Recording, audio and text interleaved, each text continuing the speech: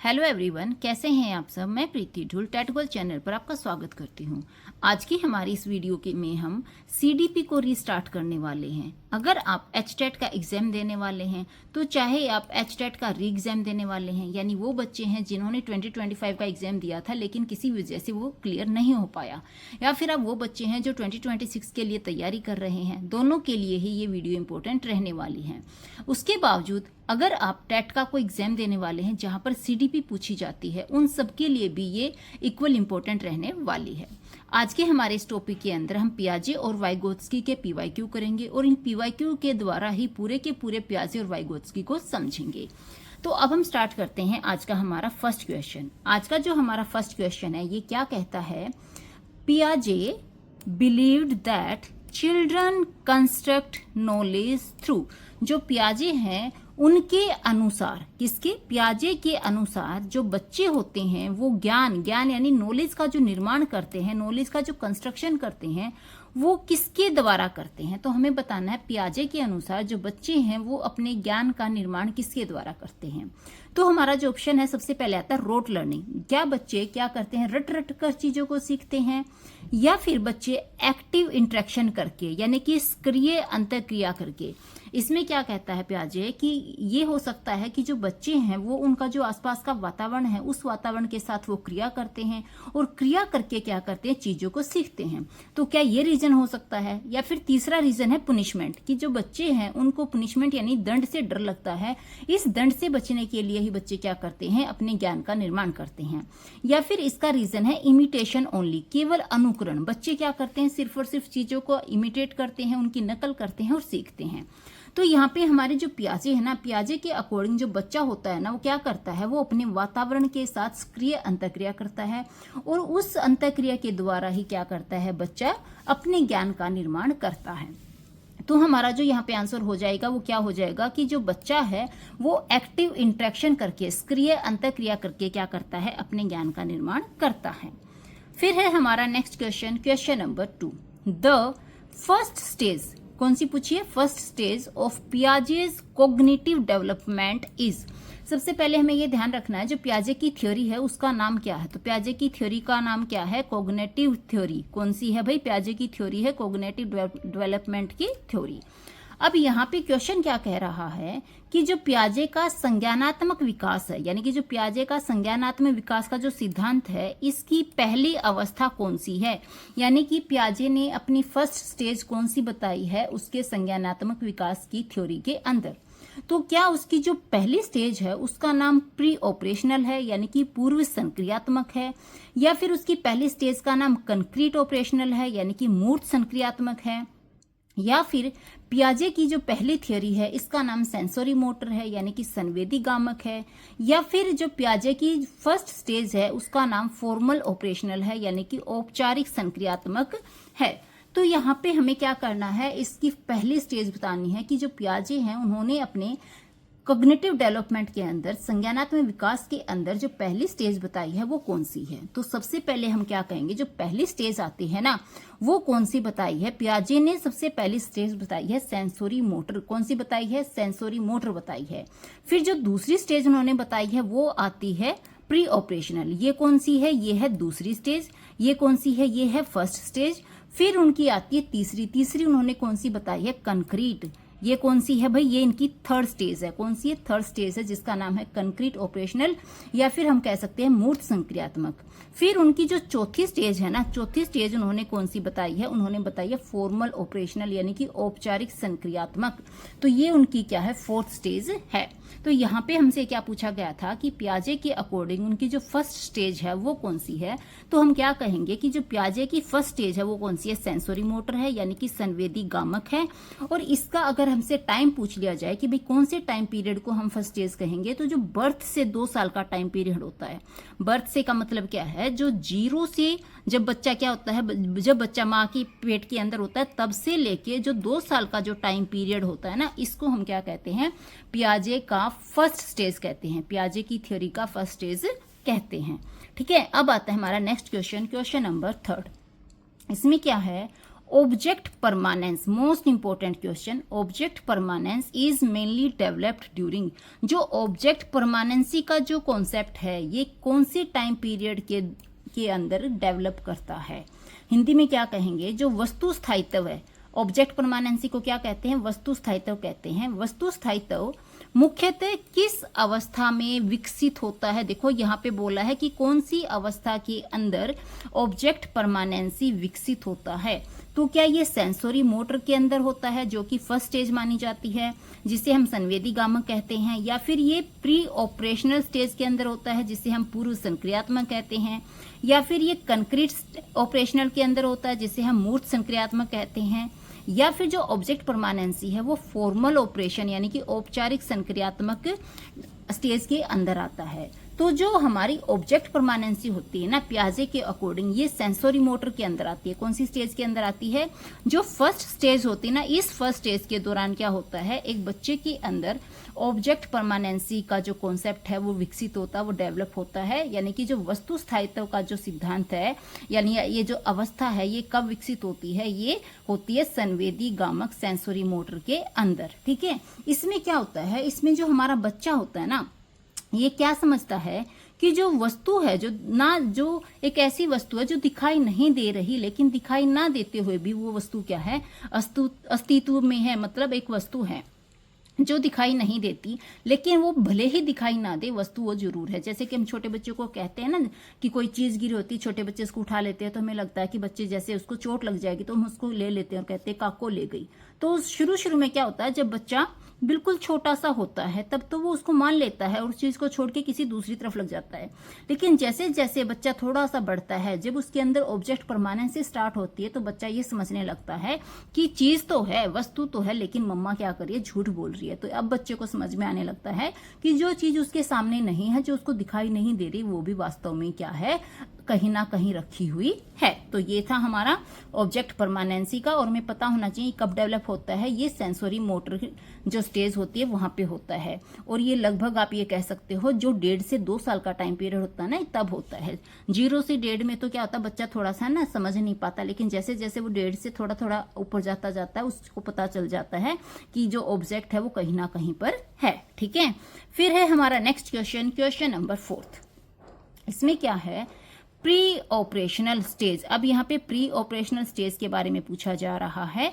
Occurs approximately between, जो pre operational stage है ये किस टाइम पीरियड के बीच में होती है, जिसको हम क्या कहेंगे कि जो पूर्व संक्रियात्मक अवस्था है ना पियाजे के अकॉर्डिंग, ये किस आयु के बीच में होती है। मतलब जो बच्चे होते हैं उनकी कौन सी आयु होती है, जिस आयु के बीच में ये स्टेज मानी जाती है। कौन सी स्टेज? प्री ऑपरेशनल स्टेज, यानी कि पूर्व संक्रियात्मक अवस्था। तो जो 0 से 2 साल का टाइम पीरियड होता है ये प्री ऑपरेशनल होता है, या फिर जो 2 से 7 साल का टाइम पीरियड होता है यहाँ पे हम प्री ऑपरेशनल कहेंगे, या फिर जो 7 से 11 साल का टाइम पीरियड है इसको हम प्री ऑपरेशनल कहेंगे, या फिर जो 11 से 15 साल का जो टाइम पीरियड है इसको हम प्री ऑपरेशनल कहेंगे। अब 0 से 2 साल का तो हमने देख लिया कि ये तो क्या होता है, फर्स्ट होता है, जिसको हम सेंसोरी कहते हैं, सेंसोरी मोटर कहते हैं। ठीक है, तो फिर हमारा बचता है 2 से 7 साल का। 2 से 7 साल का क्या होता है, इसको हम प्री ऑपरेशनल कहते हैं। क्या कहते हैं?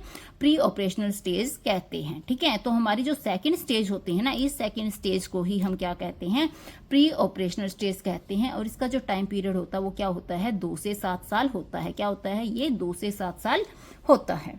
तो हमारा आंसर क्या हो जाएगा? बी हो जाएगा कि जो 2 से 7 साल का जो टाइम पीरियड है इसको हम क्या कहेंगे, प्री ऑपरेशनल स्टेज कहेंगे। ठीक है, इसको पूर्व संक्रियात्मक अवस्था कहा जाता है। फिर है हमारा next question number 5। Egocentrism most important point आता है ये। Egocentrism is mainly associated with, जो ईगोसेंट्रिज्म है जिसको हिंदी में हम कहते हैं अहम केंद्रिता। क्या कहते हैं इसको? हम अहम केंद्रिता कहते हैं। ये मुख्यतः किस अवस्था से, किस स्टेज से क्या है, एसोसिएटेड है, मतलब संबंधित है। यानी कि जो अहम केंद्रिता होती है ये बच्चे में कौन सी स्टेज के अंदर आती है। तो क्या ये सेंसोरी मोटर के अंदर आती है, या फिर ये प्री ऑपरेशनल के अंदर आती है, या फिर ये कंक्रीट ऑपरेशनल के अंदर आती है, या फिर ये फॉर्मल ऑपरेशनल जो स्टेज होती है इसके अंदर आती है। अब जो ये ईगो सेंट्रिज्म है ना, ये हमारी आती है सेकंड स्टेज के अंदर, जिसको हम क्या कहते हैं, प्री ऑपरेशनल कहते हैं। अब फर्स्ट स्टेज के अंदर तो हमारी क्या आती है, इसमें बच्चे के अंदर ऑब्जेक्ट परमानेंसी आती है। क्या आती है, ऑब्जेक्ट परमानेंसी आती है, किसमें, फर्स्ट में। और ये जो दूसरी होती है पूर्व संक्रियात्मक, जो कि कब से कब तक होती है, 2 साल से लेके ये होती है 7 साल तक। इसमें क्या आता है, इसमें बच्चे के अंदर ईगो सेंट्रिज्म आता है। इसमें बच्चे में क्या आता है, ईगो सेंट्रिज्म आता है। मतलब इस अवस्था में क्या होता है, जो बच्चे होते हैं ना, वो दूसरों का जो दृष्टिकोण होता है, दूसरों का जो देखने का तरीका होता है, वो उसको नहीं समझ पाते। वो सिर्फ और सिर्फ अपने ही दृष्टिकोण को समझते हैं और उसी को सही मानते हैं। इसे हम ईगोसेंट्रिज्म कहते हैं। ठीक है, फिर है नेक्स्ट क्वेश्चन नंबर 6।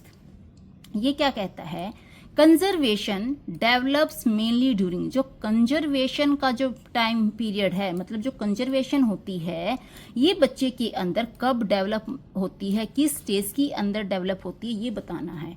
अब कंजर्वेशन को क्या कहते हैं, संरक्षण कहते हैं। क्या कहते हैं, संरक्षण। तो हमें बताना है जो संरक्षण की जो अवधारणा है ना, संरक्षण की जो स्टेज है ना, ये बच्चे में कौन सी अवस्था में विकसित होती है, कौन सी अवस्था के अंदर एक बच्चे के अंदर कंजर्वेशन यानी संरक्षण की धारणा आती है। तो क्या ये सेंसोरी मोटर के अंदर आती है, तो भाई नहीं, हम कहेंगे कि नहीं, सेंसोरी मोटर में तो हमने पढ़ा था, इसमें तो क्या आती है, ऑब्जेक्ट परमानेंसी आती है। फिर क्या है, प्री ऑपरेशनल, इसमें क्या आती है, इसमें अभी अभी हम करके आए हैं, बच्चे में क्या आती है, ईगोसेंट्रिज्म आ जाता है। तो फिर हमारा बचता है कंक्रीट ऑपरेशनल और बचता है हमारा फॉर्मल ऑपरेशनल। तो जो कंजर्वेशन होता है, क्या ये हमारा कंक्रीट के अंदर आता है यानी मूर्त संक्रियात्मक में आता है, या फिर ये औपचारिक संक्रियात्मक में आता है। तो जो कंजर्वेशन होता है, ये एक बच्चे के अंदर जो उसकी थर्ड स्टेज होती है ना, जिसको हम क्या कहते हैं, कंक्रीट। ये कौन सी स्टेज होती है, ये थर्ड स्टेज होती है, जिसको हम क्या कहते हैं, कंक्रीट ऑपरेशनल स्टेज कहते हैं। इस स्टेज के अंदर एक बच्चे के अंदर जो क्या होता है, कंजर्वेशन की अवधारणा आ जाती है। ठीक है, और इसमें जो बच्चे हैं ना, वो क्या समझने लगते हैं कि जो रूप बदलने पर भी मात्रा समान रह सकती है। जैसे कि भाई हम ग्लास में पानी डालें, हम कटोरी में पानी डालें, हम किसी बड़े बर्तन में पानी डालें, तो भले ही बर्तन का रूप क्या हो जाए, बदल जाए, लेकिन जो पानी की मात्रा है ना, वो क्या रहेगी, सेम रहेगी, समान रहेगी। ये चीज क्या है, बच्चे के अंदर आ जाती है। ठीक है, फिर है हमारा नेक्स्ट क्वेश्चन नंबर 7। ये क्या कहता है, रिवर्सिबिलिटी क्या है, ये रिवर्सिबिलिटी मीन्स, ये जो रिवर्सिबिलिटी होती है यानी कि इसको हम कहते हैं उत्क्रमणीयता। क्या कहते हैं, उत्क्रमणीयता। इसका क्या मीनिंग है, इसका क्या मीनिंग है, अर्थ है। तो जो रिवर्सिबिलिटी होती है, क्या इसका मीनिंग होता है, फॉरगेटिंग एन ऑपरेशन, यानी कि संक्रिया को भूलना। अब भूलना तो नहीं हो सकता रिवर्सिबिलिटी, ठीक है। तो क्या इसका मीनिंग होता है, रिवर्सिंग अ मेंटल ऑपरेशन, यानी कि मानसिक संक्रिया का उल्टना यानी कि दोबारा से उलट जाना किसी चीज का। ठीक है, या फिर इसका मीनिंग होता है रिपीटिंग एन आंसर, उत्तर को दोहराना। जो भी आप उत्तर दे रहे हो, अगर आप उसको दोहराते हो तो क्या वो रिवर्सिबिलिटी होता है, उत्क्रमणीयता होता है। या फिर कॉपिंग अदर, हम जब दूसरों की कॉपी करते हैं, दूसरों की नकल करते हैं, क्या उसको हम रिवर्सिबिलिटी कहते हैं। तो रिवर्सिबिलिटी क्या होता है, इसमें क्या होता है, बच्चे में किसी भी चीज को रिवर्स करना आ जाता है। क्या आता है, रिवर्स करना आता है। अब जैसे शुरू में बच्चों को क्या सिखाया जाता है कि भाई जो 2+2 होता है ना, ये कितना होता है, ये होता है भाई 4। ठीक है, ये होता है 4, लेकिन बच्चा इतना ही समझता है। लेकिन जब बच्चे के अंदर रिवर्सिबिलिटी आती है तो बच्चा क्या सीख जाता है कि अगर हम 4 में से 2 घटाएंगे तब हमारा आंसर क्या आता है, 2 आ जाता है। तो इसे हम क्या कहते हैं, रिवर्सिबिलिटी कहते हैं। और ये कब आती है, ये हमारी आ जाती है लास्ट स्टेज के अंदर। तो हम क्या कहेंगे, जो रिवर्सिबिलिटी होती है, इसका मीनिंग क्या होता है, रिवर्सिंग अ मेंटल ऑपरेशन, यानी कि मानसिक संक्रिया का क्या हो जाना, उलटना। क्या होना, उलटना। तो हमारा जो आंसर होगा वो क्या हो जाएगा, बी हो जाएगा, रिवर्सिंग अ मेंटल ऑपरेशन। ठीक है, इसमें जो बच्चा होता है ना, वो मानसिक रूप से संक्रिया को उलटकर उसके संबंध को समझता है। यानी कि अब बच्चा क्या होता है, चीजों को उलट पुलट करता है और उसका संबंध क्या निकलता है, उसको ये समझने लग जाता है। फिर है हमारा नेक्स्ट क्वेश्चन नंबर 8। ये क्या कहता है, सेंट्रेशन। क्या है भाई, सेंट्रेशन मीन्स, सेंट्रेशन का मतलब बताना है। अब एक बात तो ये देखो, जो पियाजे है ना, उसने ये एक एक वर्ड ऐसे दे रखे हैं कि हर एक वर्ड बार बार क्वेश्चन बनकर आपके सामने पेपर में आता है। तो पियाजे में से आप ये लगा के चलो 1 या 2 क्वेश्चन 100% आपके पेपर में आते हैं, तो हम इनको छोड़ नहीं सकते। और वाइगोत्स्की का आपको पता है, एक क्वेश्चन तो हर हाल में आता है, और कई बार डिपेंड कर जाता है कि वो 2-2 क्वेश्चन भी दे दे। तो हम ना वाइगोत्स्की को छोड़ सकते ना पियाजे को। यहाँ से आपको 2 क्वेश्चन 100% मिलेंगे। और हमें एक इनके छोटे छोटे जो नाम है ना, सेंट्रेशन या फिर रिवर्सिबिलिटी, इनके मीनिंग को अच्छे से समझना है। तो अब क्या है, सेंट्रेशन का मीनिंग क्या है? सेंट्रेशन को हिंदी में कहते हैं केंद्रीकरण। अब ये जो केंद्रीकरण है ना, इसका अर्थ पूछा जा रहा है। तो जो केंद्रीकरण होता है उसका मीनिंग होता है फोकसिंग ऑन द फीचर, कि जो कोई भी एक विशेषता होती है ना, उसके ऊपर फोकस करना क्या सेंट्रेशन होता है? किसी एक विशेषता पर फोकस करना, ठीक है। तो आगे देखते हैं। या फिर फोकसिंग ऑन ऑल फीचर, जितनी भी विशेषताएं हैं क्या उन सब पर फोकस करना हमारा सेंट्रेशन कहलाता है। या फिर जो एब्स्ट्रैक्ट थिंकिंग होती है, जो अमूर्त चिंतन होता है। अमूर्त चिंतन क्या होता है? जो आपके सामने नहीं होता लेकिन आप उसको फील कर सकते हो। तो जो एब्स्ट्रैक्ट थिंकिंग होती है जिसे आप फील कर सकते हो, क्या उसको हम सेंट्रेशन कहेंगे। या फिर जो सोशल लर्निंग होती है, क्या है सोशल लर्निंग, यानी कि जो सामाजिक अधिगम होता है, क्या उसको हम सेंट्रेशन कहेंगे। तो जो हमारा सेंट्रेशन होता है ना, सेंटर देखो, जब भी कोई चीज आपके सामने होती है तो आप उसके ऊपर क्या करते हैं? फोकस करते हैं। और एक बार में आप क्या करते हो? एक चीज के ऊपर फोकस करते हो। ऐसा नहीं आपके सामने 50 चीजें रख दो तो आप 50 को फोकस कर लेंगे, नहीं। एक चीज पर पूरा फोकस करोगे तो उस चीज को अच्छे से समझ पाओगे। तो सेंट्रेशन भी क्या होता है? फोकसिंग ऑन वन फीचर, किसी एक फीचर के ऊपर पूरी तरह से फोकस करना क्या कहलाता है? सेंट्रेशन कहलाता है। तो यहाँ पे जो बच्चा होता है ना, वो किसी एक परिस्थिति के ऊपर क्या करता है? पूरा का पूरा ध्यान देता है। बाकी जो दूसरी परिस्थितियां होती हैं, यानी दूसरी जो विशेषताएं होती हैं, उनको बच्चा क्या कर देता है? नजरअंदाज कर देता है। मतलब सिर्फ एक चीज के ऊपर फोकस देगा, बाकी चीजें उसके लिए क्या होती हैं? बिल्कुल भी यूजफुल नहीं होती। तो सेंट्रेशन क्या होगा? किसी एक विशेषता के ऊपर 100% फोकस करना सेंट्रेशन कहलाता है। तो हमारा आंसर क्या हो जाएगा? हमारा आंसर हो जाएगा ए। अब हम करेंगे नेक्स्ट क्वेश्चन, क्वेश्चन नंबर 9। ये क्या कहता है? एनिमिज्म मीन्स, जो एनिमिज्म है इसका मीनिंग क्या है, यानी कि जो सजीववाद होता है इसका अर्थ क्या है, ये हमें बताना है। तो जो एनिमिज्म होता है, क्या वो giving life to non living object, जो निर्जीव वस्तुएं होती हैं क्या उनको जीवित मान लेना एनिमिज्म कहलाता है। या फिर जो लॉजिकल रीजनिंग होती है, यानी कि जो तार्किक चिंतन होता है, हम जो चीजों के ऊपर तर्क लगाते हैं, क्या इस तार्किक चिंतन को एनिमिज्म कहते हैं। या फिर जो अंडरस्टैंडिंग होती है, किसकी अंडरस्टैंडिंग? कंजर्वेशन की, यानी कि जो संरक्षण का समझना होता है, क्या इसको हम एनिमिज्म कहते हैं। या फिर जो एब्स्ट्रैक्ट थिंकिंग है, जो आपके सामने तो नहीं है लेकिन जिस चीज के बारे में आप फील कर सकते हो, उसके बारे में सोच सकते हो, क्या उस एब्स्ट्रैक्ट थिंकिंग को हम एनिमिज्म कहते हैं। तो जो एनिमिज्म होता है ना, इसका मीनिंग होता है कि कोई ऐसी चीज जो कि निर्जीव है, जो कि नॉन लिविंग है, लेकिन फिर भी आप उसको क्या मानते हो कि वो क्या है? जीवित है। जैसे कि हमारे सामने क्या होता है? सन होता है। अब ये सन क्या है? ये एक निर्जीव चीज है, लेकिन हम इसको क्या कहते हैं कि भाई जो सन है ना, वो क्या कर रहा है? गुस्सा उगल रहा है, मतलब बहुत ज्यादा गुस्सा कर रहा है। इसका मतलब क्या है? जो ये था तो ये निर्जीव, लेकिन ये क्या है? जैसे जीवित व्यक्ति गुस्सा करते हैं, वैसे ही जो सन है वो भी गुस्सा कर रहा है। यानी कि एक ऐसी चीज जो कि कैसी है? नॉन लिविंग है, लेकिन उसको हम अगर लिविंग बना दें तो वो क्या कहलाता है? एनिमिज्म कहलाता है। तो हमारा आंसर क्या हो जाएगा? Giving life to non living object. ऐसी चीज को हम लिविंग बता देते हैं जो कि लिविंग नहीं होती, जो कि क्या होती है? नॉन लिविंग होती है। इसमें जो होता है, बच्चा क्या करता है? निर्जीव वस्तुओं में भावनाएं या फिर इच्छाएं ढूंढने की कल्पना करता है, कि जो निर्जीव वस्तुएं होती है ना, उसमें भी क्या होती है? भावनाएं होती हैं, उसकी भी अपनी कुछ इच्छाएं होती हैं। ऐसी ऐसी कल्पना बच्चा करता है। जैसे कई बार आपने देखा होगा कि बच्चों के पास क्या होते हैं? टॉयज होते हैं, गुड़िया वगैरह होती हैं लड़कियों के पास। तो वो क्या करते हैं? उनको खाना वाना खिलाती हैं। क्यों खिलाती? क्योंकि उनको ये लगता है कि जैसे उनको भूख लगती है, जैसे उनको मम्मियाँ खाना खिलाती हैं, वैसे ही उनकी डॉल को भी भूख लगी है, तो वो क्या करती है? मम्मी बनकर उसको खाना खिलाती है। तो ये चीज क्या शो करती है कि जो निर्जीव चीज थी ना, उसको वो बच्चा क्या मान रहा है? कि वो सजीव है, यानी वो जीवित है। और इसी हम क्या कहते हैं? एनिमिज्म कहते हैं। फिर है हमारा नेक्स्ट क्वेश्चन, क्वेश्चन नंबर 10।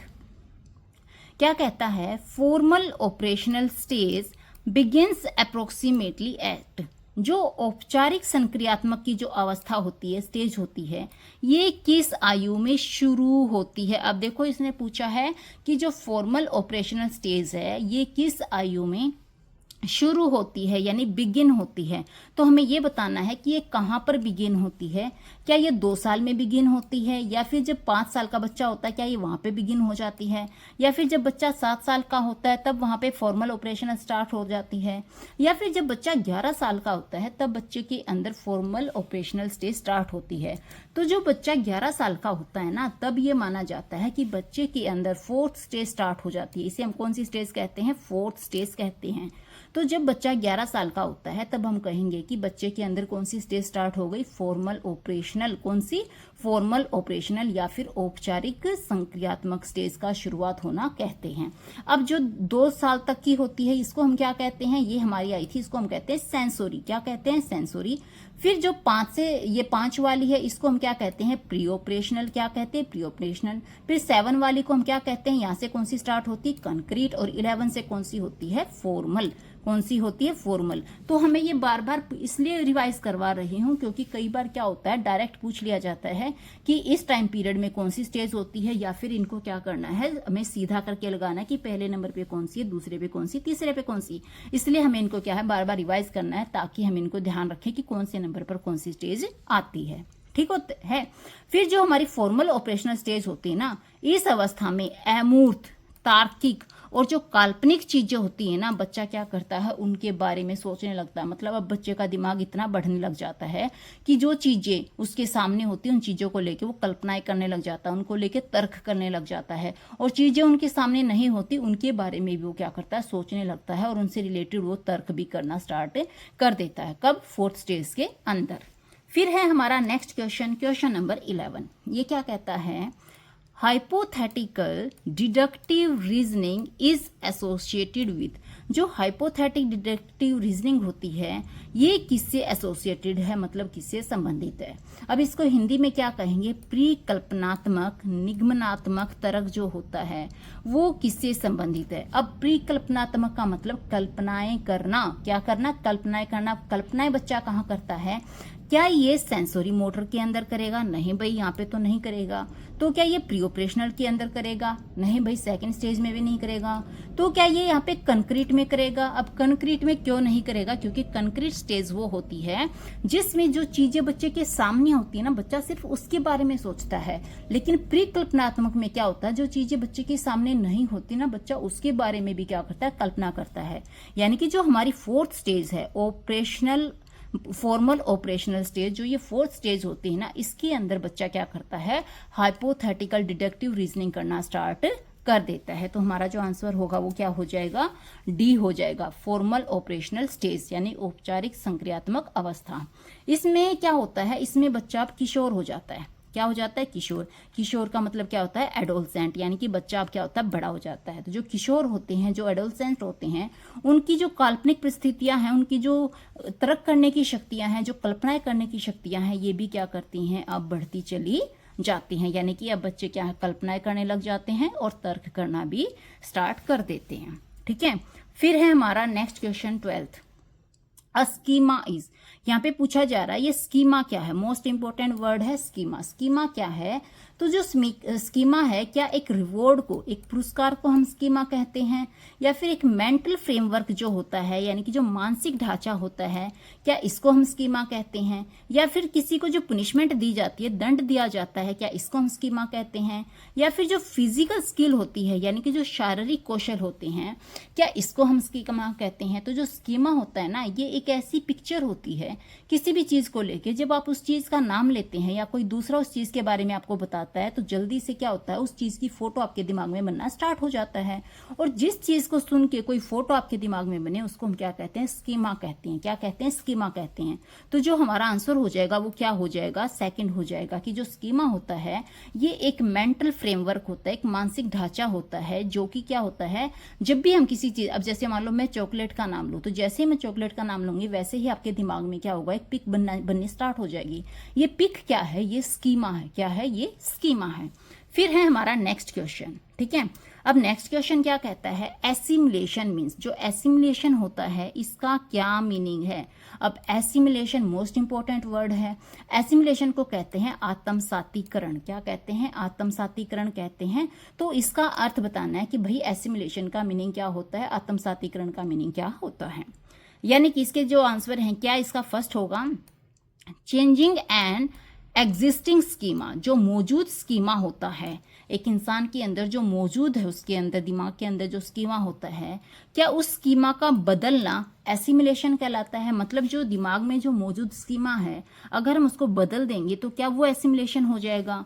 या फिर fitting new experience into an existing schema, जो स्कीमा आपके दिमाग में है, बच्चे के दिमाग में है, अगर उस स्कीमा के अंदर हम नए एक्सपीरियंस से नई चीज़ों को ऐड कर दें तो क्या वो एसिमिलेशन कहलाएगा। या फिर फॉरगेटिंग ओल्ड नॉलेज, जो पुरानी नॉलेज है, जो पुराना ज्ञान है, यदि हम उसको भूल जाएं तो क्या वो एसिमिलेशन कहलाएगा। या फिर लर्निंग थ्रू पनिशमेंट, बच्चों को दंड दो और दंड दे दे के उनको सिखा दो, तो क्या ये एसिमिलेशन कहलाएगा। तो जो हमारा एसिमिलेशन होता है ना, वो क्या होता है कि किसी बच्चे के अंदर जो उसका स्कीमा है, जो उसके दिमाग में स्कीमा बना हुआ है चीज़ों को लेके, उसमें हम जब चीज़ों को ऐड कर देते हैं, क्या कर देते हैं, ऐड कर देते हैं, नए एक्सपीरियंस के हिसाब से चीज़ों को ऐड कर देते हैं, तो वो ऐड करना ही क्या कहलाता है, एसिमिलेशन कहलाता है। तो हमारा आंसर कौन सा हो जाएगा, बी हो जाएगा, fitting new experience into an existing schema, जो स्कीमा बच्चे के दिमाग में हाल फिलहाल क्या है, मौजूद है, उसके अंदर क्या करना, नई चीज़ों का ऐड कर देना, नए अनुभवों को ऐड कर देना, क्या कहलाता है, एसिमिलेशन कहलाता है। फिर है क्वेश्चन नंबर 14, अकोमोडेशन। अब एसिमिलेशन देख लिया कि चीज़ों के अंदर नई चीज़ों को, नए एक्सपीरियंस को क्या कर दो, ऐड कर दो, तो वो तो एसिमिलेशन हो जाएगा। लेकिन अकोमोडेशन क्या होगा, इनमें से क्वेश्चन में आता है पेपर में, इनमें से कोई एक क्वेश्चन, ठीक है। तो अकोमोडेशन यानी कि अकोमोडेशन को कहते हैं समायोजन। अब ये समायोजन क्या कहलाता है, मॉडिफाइंग एन एग्जिस्टिंग स्कीम, जो मौजूदा स्कीम होता है, यानी जो बच्चे के अंदर जो स्कीम होता है, दिमाग में जो उसका स्कीमा होता है, उसमें अगर हम चेंज ला दें, परिवर्तन ला दें, तो क्या वो अकोमोडेशन हो जाएगा। या फिर मेमोराइजिंग इंफॉर्मेशन, अगर हम जानकारियों को याद कर लें तो क्या वो अकोमोडेशन हो जाएगा। या फिर इग्नोरिंग न्यू इंफॉर्मेशन, जो नई जानकारियां हैं यदि हम उनको इग्नोर कर देंगे तो क्या वो अकोमोडेशन हो जाएगा। या फिर रिपीटिंग एन एक्टिविटी, कोई गतिविधि है, कोई एक्टिविटी है, यदि हम उसको दोहरा दें तो क्या वो अकोमोडेशन हो जाएगा। तो जो अकोमोडेशन होता है ना, वो क्या होता है, जो हमारे दिमाग में जो स्कीमा होता है ना, उस स्कीमा के अंदर अगर हम मॉडिफाई कर दें, चीज़ों को क्या कर दें, मॉडिफाई कर दें, यानी कि जो मौजूद स्कीमा है यदि उसके अंदर हम कोई परिवर्तन ला दें, उसको मॉडिफाई कर दें, उसको चेंज कर दें, तो वो क्या कहलाता है, वो हमारा अकोमोडेशन कहलाता है। तो याद क्या रखना है, अगर हम चीज़ों को चेंज करेंगे या मॉडिफाई करेंगे स्कीमा के अंदर, तो चेंज करना या मॉडिफाई करना तो अकोमोडेशन कहलाता है। लेकिन जो स्कीमा हमारे दिमाग में है उसमें अगर हम चीज़ों को ऐड कर देते हैं, जोड़ देते हैं, जोड़ना क्या कहलाता है, एसिमिलेशन कहलाता है। तो दोनों इंपॉर्टेंट पॉइंट है, याद रखने हैं। फिर हमारा आता है next question, question number 15, equilibration. क्या है, इक्विलिब्रेशन, इसका मीनिंग हमें बताना है कि जो संतुलीकरण है, इक्विलिब्रेशन है, ये क्या होता है। तो जो क्या फिजिकल ग्रोथ होती है, जो शारीरिक वृद्धि होती है, इसको हम इक्विलिब्रेशन कहते हैं, यानी संतुलिनीकरण कहते हैं। या फिर जो कॉग्निटिव बैलेंस होता है, जो संज्ञानात्मक संतुलन होता है, इसको हम संतुलिनीकरण कहते हैं। या फिर जो सोशल पनिशमेंट होती है, जो सामाजिक दंड होते हैं, इसको हम संतुलिनीकरण कहते हैं। या फिर जो रोट लर्निंग होती है, रटकर सीखना होता है, इसको हम संतुलिनीकरण कहते हैं। तो संतुलिनीकरण का मतलब क्या होता है कि जो संज्ञानात्मक होता है, यानी जो कॉग्निटिव चीजें होती हैं, दिमागी जो चीजें होती हैं, जब हम उनमें क्या करते हैं, बैलेंस बनाते हैं, उनके अंदर संतुलन लाते हैं, किसमें, जो दिमागी चीजें हैं, जब उनके अंदर हम संतुलन लाएंगे, बैलेंस बनाएंगे, तो वो क्या कहलाएगा, इक्विलिब्रेशन कहलाएगा। क्या कहलाएगा, इक्विलिब्रेशन कहलाएगा। तो आंसर हमारा क्या हो जाएगा, कॉग्निटिव बैलेंस। कि भाई इक्विलिब्रेशन क्या होता है, संज्ञानात्मक जो संतुलन होता है, इसको हम इक्विलिब्रेशन कहते हैं। संतुलिनीकरण आत्मसातीकरण और समायोजन के बीच संतुलन बनाए रखने को कहते हैं। जो हमारा एसिमिलेशन होता है और जो हमारा अकोमोडेशन होता है, यानी कि एसिमिलेशन को कहेंगे हम आत्मसातीकरण, अकोमोडेशन को कहेंगे हम समायोजन। तो जो हम एसिमिलेशन और अकोमोडेशन के बीच में जो संतुलन बनाते हैं ना, इस संतुलन को हम क्या कहेंगे? संतुलिनीकरण कहेंगे। क्या कहेंगे? संतुलिनीकरण कहेंगे। फिर है हमारा next question 16th, logical thinking. किसकी बात आई है? Logical thinking about concrete object. जो लॉजिकल थिंकिंग है वो किसके बारे में है? कंक्रीट ऑब्जेक्ट को लेके है। तो ये जो है हमारी, ये डेवलप होती है मेनली कब डेवलप होती है, कहाँ पे डेवलप होती है, ये हमें बताना है। जो ठोस वस्तुओं के बारे में, ठोस वस्तुओं से मतलब क्या है? जो कंक्रीट ऑब्जेक्ट होते हैं इनके बारे में जो हमारी तार्किक चिंतन होता है, जो हमारा लॉजिकल थिंकिंग होती है, ये मुख्यतः किस अवस्था में विकसित होता है? किस अवस्था में विकसित होता है? भाई ठोस वस्तुओं के बारे में चिंतन करना। अब ठोस वस्तुएं कहाँ होती है? कंक्रीट के अंदर होती हैं।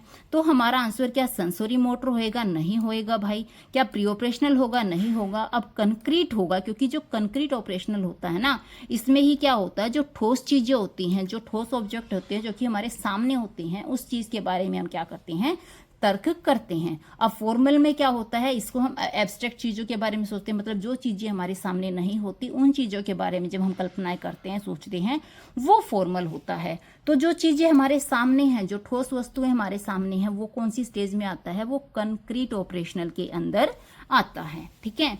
अब है हमारा नेक्स्ट क्वेश्चन। नेक्स्ट क्वेश्चन क्या कहता है? 17th, अकॉर्डिंग टू पियाजे, पियाजे के अकॉर्डिंग जो बच्चे हैं ना वो क्या हैं? पियाजे के अकॉर्डिंग जो बच्चे होते हैं वो कैसे होते हैं? क्या वो पैसिव रिसीवर होते हैं, यानी कि निष्क्रिय ग्रहणकर्ता? निष्क्रिय ग्रहणकर्ता से मतलब ये कुछ भी नहीं करते, ये चुपचाप पैसिव बैठे रहते हैं। ठीक है। और पैसिव बैठे बैठे ही ग्रहण कर लेते हैं। तो क्या बच्चे ऐसे होते हैं? या फिर पियाजे जो कहते हैं कि जो बच्चे होते हैं वो एक्टिव कंस्ट्रक्टर ऑफ नॉलेज, यानी कि ये ज्ञान के सक्रिय निर्माता होते हैं। यानी कि जो बच्चे होते हैं वो वातावरण के साथ क्या करते हैं? वातावरण के साथ क्रिया करते हैं और फिर अपने ज्ञान का निर्माण करते हैं। तो क्या बच्चे ऐसे होते हैं? या फिर जो केवल इमिटेशन करते हैं, जो केवल अनुकरण करते हैं चीजों का, यानी कि सिर्फ नकल करते हैं, तो क्या बच्चे ऐसे होते हैं? या फिर जो बच्चे डिपेंडेंट होते हैं, डिपेंडेंट लर्नर, यानी कि चीजों को सीखने के लिए जो दूसरों पर निर्भर होते हैं, क्या पियाजे के अकॉर्डिंग बच्चे ऐसे होते हैं? तो जो हमारे पियाजे हैं ना वो क्या कहते हैं कि भाई जो हमारे बच्चे होते हैं ना ये क्या करते हैं? वातावरण के साथ खुद क्रिया करते हैं, यानी कि एक्टिव रहते हैं, खुद काम करते हैं और उस काम के द्वारा ही क्या करते हैं? अपने नॉलेज को कंस्ट्रक्ट करते हैं, अपने ज्ञान को बढ़ाते हैं। तो बच्चे वातावरण के साथ अंतर क्रिया करके सक्रिय रूप से ज्ञान का निर्माण करते हैं। ये हमारा क्या हो जाएगा? आंसर हो जाएगा। अब है हमारा नेक्स्ट क्वेश्चन 18th। ये क्या कहता है? Discovery learning is closely associated with. जो डिस्कवरी लर्निंग है, डिस्कवरी लर्निंग का क्या मतलब होता है? खोज के द्वारा सीखना, डिस्कवरी करके सीखना। क्या करना? डिस्कवरी करके सीखना।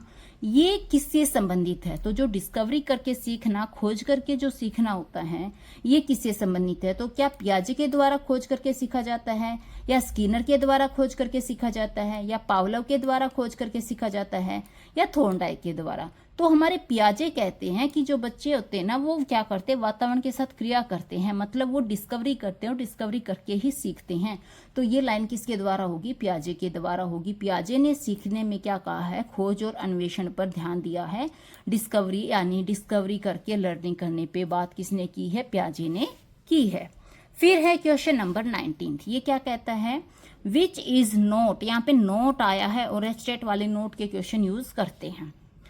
Which is not a characteristic of the pre-operational stage। ये पूछा गया है कि इनमें से कौन सी प्री ऑपरेशनल स्टेज की एक कैरेक्टरिस्टिक नहीं है, मतलब इनमें से कौन सी, निम्न में से कौन सी पूर्व संक्रियात्मक अवस्था की विशेषता नहीं है, यानी कि कौन सी एक ऐसी बात है जो पूर्व संक्रियात्मक यानी कि प्री ऑपरेशनल स्टेज के अंदर नहीं होती, उसका हमें पता लगाना है।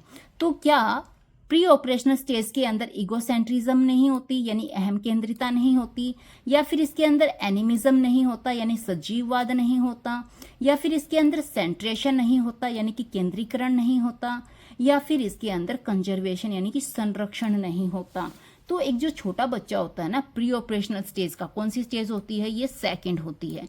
तो जो सेकंड स्टेज का जो कि हमारा क्या होता है, सेकंड स्टेज जो होती है, इसका जो बच्चा होता है ना, वो ईगोसेंट्रिज्म भी होता है। क्या होता है, ईगोसेंट्रिज्म भी होता है, यानी कि ये किसी एक चीज को, ये क्या करता है, ये सिर्फ और सिर्फ अपनी बातों को समझता है, दूसरों की जो बातें हैं उनको ये समझ नहीं पाता। तो ये वाला तो इसके अंदर होता है। दूसरा, ये सजीववाद भी होता है इसके अंदर, यानी कि इसको लगता है कि जो निर्जीव चीजें होती है ना, वो भी क्या होती है, जीवित होती हैं।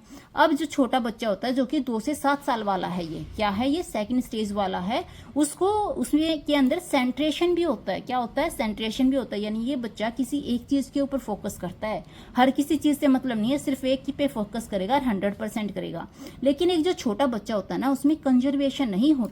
क्या नहीं होती, कंजर्वेशन नहीं होती। तो यहाँ पे जो प्री ऑपरेशनल स्टेज की जो एक विशेषता नहीं है, वो क्या नहीं होगी, कंजर्वेशन की विशेषता इसके अंदर नहीं होती। तो हमारा आंसर क्या हो जाएगा, डी हो जाएगा, संरक्षण। क्या हो जाएगा, 2 से 7 साल का जो बच्चा होता है उसमें कंजर्वेशन नहीं पाई जाती। तो जो संरक्षण की अवधारणा ये क्या होती है, कहाँ होती है, मूर्त संक्रियात्मक में होती है। कहाँ पे होती है, मूर्त संक्रियात्मक में होती है। ठीक है, अब चलते हैं हम नेक्स्ट क्वेश्चन के अंदर। नेक्स्ट हमारा कहता है question number 20, a teacher allows children to explore and discover answer. एक जो टीचर है, एक जो शिक्षक है, क्या है, एक शिक्षक है, ये बच्चों को खोज कर उत्तर प्राप्त करने के लिए कहता है। मतलब जो बच्चा ना, वो जो टीचर ना, वो अलाउ करता है बच्चों को कि भाई तुम चीजों को खोजो और खोज खोज करके उसका उत्तर निकाल के लाओ। ये बात क्या शो करती है कि टीचर क्या चाहता है, क्यों बच्चे को डिस्कवर करने के लिए अलाउ करता है। तो क्या ये पियाजेशियन अप्रोच है, मतलब क्या ये पियाजे का दृष्टिकोण दिखाता है कि भाई बच्चे को टीचर ने बोला है तुम खुद से एक्सप्लोर करो, खुद से डिस्कवर करो और आंसर को लेके आओ। तो क्या ये पियाजे के दृष्टिकोण को शो करता है, या फिर ये बिहेवियरिज्म यानी कि व्यवहारवाद को शो करता है, या फिर ये रोट लर्निंग को शो करता है यानी कि रटकर सीखने को शो करता है, या फिर ये पुनिशमेंट बेस्ड लर्निंग यानी कि दंड आधारित अधिगम को शो करता है। तो बच्चे खोजकर सीखते हैं, खुद से क्रिया करके सीखते हैं, ये कौन कहता है, ये पियाजे कहता है। तो हमारा जो आंसर है ये क्या हो जाएगा कि ये पियाजे के दृष्टिकोण से क्या होता है, ये सही बात है कि जो शिक्षक है वो चाहता है कि भाई बच्चों को खोजकर उत्तर प्राप्त करना है। ये वो किस चीज का यूज कर रही है, पियाजे के दृष्टिकोण का यूज करके चली हुई है। तो पियाजे ने सक्रिय अन्वेषण यानी कि खुद एक्टिव रहकर काम करके सीखने की तरफ इशारा किया है। किसने किया है भाई, पियाजे ने किया है कि बच्चे खुद एक्टिव रहते हैं और चीजों को खोजते हैं और फिर अपना ज्ञान का निर्माण करते हैं। फिर है हमारा नेक्स्ट क्वेश्चन। अब हमारा स्टार्ट होता है यहां से वाइगोत्स्की। वाइगोत्स्की का हमारा क्वेश्चन आता है क्वेश्चन नंबर 21। 20 तक हमने पूरा का पूरा पियाजे किया है, अब हम वाइगोत्स्की करेंगे और फिर क्या करेंगे, दोनों को मिक्स मैच करेंगे। अब 21 क्वेश्चन क्या कहता है, वाइगोत्स्कीज थ्योरी एम्फेसाइज। जो वाइगोत्स्की की थ्योरी है यानी जो वाइगोत्स्की का जो सिद्धांत है वो किस चीज पर एम्फेसाइज करता है, किस चीज पर जोर देता है, यानी वाइगोत्स्की की थ्योरी किस चीज के बारे में बात करती है। तो क्या ये सोशल इंटरेक्शन के बारे में बात करती है, यानी कि सामाजिक क्रिया के बारे में वाइगोत्स्की की थ्योरी बात करती है, या फिर पुनिशमेंट देने के बारे में वाइगोत्स्की की थ्योरी बात करती है, या फिर वाइगोत्स्की की थ्योरी कहती है कि भाई बच्चों के अंदर रोट लर्निंग यानी कि रटकर सीखने वाली चीजें लाओ, यानी बच्चों को रोट लर्निंग की तरफ बढ़ाओ, या फिर जो हमारे वाइगोत्स्की हैं वो बायोलॉजिकल मैच्योरेशन केवल जैविक परिपक्वता के बारे में बात करते हैं। तो जो वाइगोत्स्की जी हैं उनकी जो थ्योरी है ना वो सामाजिक अंतःक्रिया पर जोर देती है। किस पे देती है, सामाजिक अंतःक्रिया यानी कि सोशल इंटरेक्शन पर जोर देती है। तो हमारा आंसर क्या आ जाएगा, सोशल इंटरेक्शन यानी सामाजिक अंतःक्रिया आ जाएगा। वाइगोत्स्की ने संज्ञानात्मक विकास में सामाजिक और सांस्कृतिक अंतःक्रिया को महत्वपूर्ण माना। यानी कि वाइगोत्स्की ये नहीं कहते कि भाई जो संज्ञानात्मक विकास है ना वही इंपॉर्टेंट है, नहीं, वो क्या कहते हैं कि भाई सामाजिक और सांस्कृतिक क्रियाओं के द्वारा भी क्या होता है, ये चीजें भी इंपॉर्टेंट होती है, इनसे भी क्या होता है, चीजों को सीखा जाता है। तो वाइगोत्स्की क्या कहते हैं, सामाजिक और सांस्कृतिक जो क्रियाएं होती हैं इनको इंपॉर्टेंस देते हैं, इनके ऊपर जोर डालते हैं। फिर है question number 22, ZPD most important question. ZPD से रिलेटेड क्वेश्चन आपने देखा होगा, हर बार आ जाता है। जेडपीडी स्टैंड्स फॉर, जेडपीडी का पूरा नाम क्या है, यानी हमसे फुल फॉर्म पूछी गई है, फुल फॉर्म बहुत आती हैं। तो क्या जेडपीडी का पूरा नाम जोन ऑफ पर्सनल डेवलपमेंट है, जोन ऑफ पर्सनल डेवलपमेंट है, यानी कि व्यक्तिगत विकास का क्षेत्र, यानी कि व्यक्तिगत एक बंदे को खुद का ही विकास करना है, क्या ये जेडपीडी है? या फिर इसका जो फुल फॉर्म है वो ये है जोन ऑफ प्रोक्सिमल डेवलपमेंट। क्या है इसकी फुल फॉर्म? क्या इसकी full form zone of proximal development है, यानी कि निकटस्थ विकास का क्षेत्र इसका फुल फॉर्म है। या फिर जेडपीडी की जो फुल फॉर्म है वो है जोन ऑफ फिजिकल डेवलपमेंट, जो शारीरिक विकास का क्षेत्र होता है, क्या ये इसका पूरा नाम है? या फिर जोन ऑफ साइकोलॉजिकल डेवलपमेंट, जो मनोवैज्ञानिक विकास का क्षेत्र है, क्या ये जेडपीडी का पूरा नाम है? तो जो जेडपीडी है ना, इसकी जो फुल फॉर्म है वो क्या होती है? Zone of proximal development. कौन सी होती है? जोन ऑफ प्रोक्सिमल डेवलपमेंट होती है। ठीक है, तो जेडपीडी में क्या होता है? जेडपीडी यानी जोन ऑफ प्रोक्सिमल डेवलपमेंट, जिसको हम निकटस्थ विकास का क्षेत्र भी कहते हैं। क्या कहते हैं इसको? हिंदी में कहते हैं निकटस्थ विकास का क्षेत्र। जेडपीडी बच्चे के स्वतंत्र प्रदर्शन और सहायता से किए जाने वाले प्रदर्शन के बीच में क्या होता है? अंतर होता है। अब इसको क्या समझेंगे? जैसे एक बच्चा है, मान लो ये हमारा क्या है? बच्चा है। ठीक है, ये बच्चा एक काम कर सकता है, ये वाला, ये कोई भी एक ऐसा काम हो सकता है जिसको हमारा ये बच्चा करता है, और यहाँ पे एक दूसरा भी काम है, लेकिन ये बच्चा हमारा क्या है? इस काम को नहीं कर सकता। तो इन दोनों के काम के बीच का जो ये अंतर है ना, ये क्या है? ये जो अंतर है, एक तो वो काम जिसको बच्चा कर सकता है, एक वो काम जिसको बच्चा अकेले से नहीं कर सकता, उसके बीच का जो ये अंतर होता है ना, ये जो गैप होता है ना, इस गैप को हम क्या कहते हैं? जेडपीडी कहते हैं। क्या कहते हैं? जेडपीडी कहते हैं। फिर हमारा है नेक्स्ट क्वेश्चन। नेक्स्ट क्वेश्चन क्या कहता है? Question number 23, scaffolding, most important word. Scaffolding means, जो स्कैफोल्डिंग होती है इसका अर्थ है, इसका क्या अर्थ है? परमानेंट टीचर कंट्रोल, यानी कि जो स्थायी शिक्षक नियंत्रण होता है, क्या इसको हम स्कैफोल्डिंग कहते हैं? या फिर टेम्परेरी लर्निंग सपोर्ट, जो अस्थायी सीखने की सहायता होती है, जो बच्चे को हम सिखाते हैं और उसमें थोड़ा सा टेम्परेरी उसको क्या करते हैं? हेल्प कर देते हैं, सपोर्ट कर देते हैं, जो कि टेम्परेरी होता है, थोड़े समय के बाद हट जाता है, क्या इसे हम स्कैफोल्डिंग कहते हैं? या फिर जो हम बच्चों को पनिशमेंट देते हैं, इसे स्कैफोल्डिंग कहते हैं? या फिर जो मेमोराइजेशन होता है, स्मरण करना होता है, याद करना होता है, इसे स्कैफोल्डिंग कहते हैं। तो जो स्कैफोल्डिंग होती है ना, इसका क्या मीनिंग होता है कि जो बच्चों को लर्निंग कराते समय हम उनको टेम्परेरी हेल्प देते हैं ना, ताकि बच्चा उस काम को सीख ले। फिर क्या होता है? थोड़े समय के बाद जब बच्चा उसको सीख लेता है, तो जो टेम्परेरी हेल्प थी ना, हम उसको वहां से रिमूव कर देते हैं, हटा देते हैं। तो इस टेम्परेरी हेल्प को जो बच्चे को सिखाने के लिए दी जाती है ना, उसे हम स्कैफोल्डिंग कहते हैं। तो हमारा आंसर क्या हो जाएगा? बी हो जाएगा। जो टेम्परेरी लर्निंग सपोर्ट होता है, अस्थायी सीखने की जो सहायता होती है, इसे क्या कहते हैं?